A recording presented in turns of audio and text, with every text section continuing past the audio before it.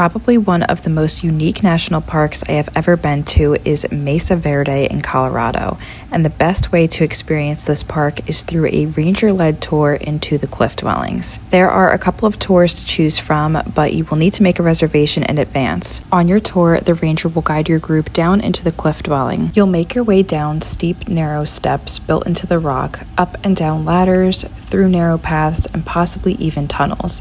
And personally, I found this part of the hike to be almost as enjoyable as the rest.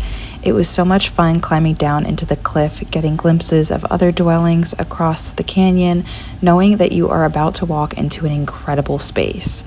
You'll continue hiking along until you reach an incredible viewing point of the cliff dwelling. We all gathered around under the cutout rock across from the dwelling for a discussion on the history and rules and regulations when walking through the dwelling to help preserve these special places. Our ranger answered questions regarding why the Puebloans might have built here and why they left. However, these questions still remain a mystery. Our tour was to Cliff Palace, which is the park's most popular and largest known cliff dwelling in North America. It was built between 1190 and 1280 CE and home to over 100 people. Cliff Palace contained 150 rooms and 23 kivas, which we learned is a space used by the Puebloans for religious ceremonies and political meetings. The Puebloans built around 600 structures, but most only contained 1 to 5 rooms, so that really shows you the magnitude of Cliff Palace. We learned that Kiva typically had a wooden beamed roof held up by 6 support columns, a fire pit, a ventilation shaft, deflector, and a sipapu, which is a small hole in the floor for ceremonial purposes. And of course, what goes up must come down, so you'll climb your way back up to the ground level. You'll get to walk through the paths and up close to the structures, which was just really neat to witness in person. It gave me a lot of gratitude for the luxuries we have today, but also a sense of awe that these people built these palaces and homes with their bare hands. And if you're like me, this will leave you wanting to book another one.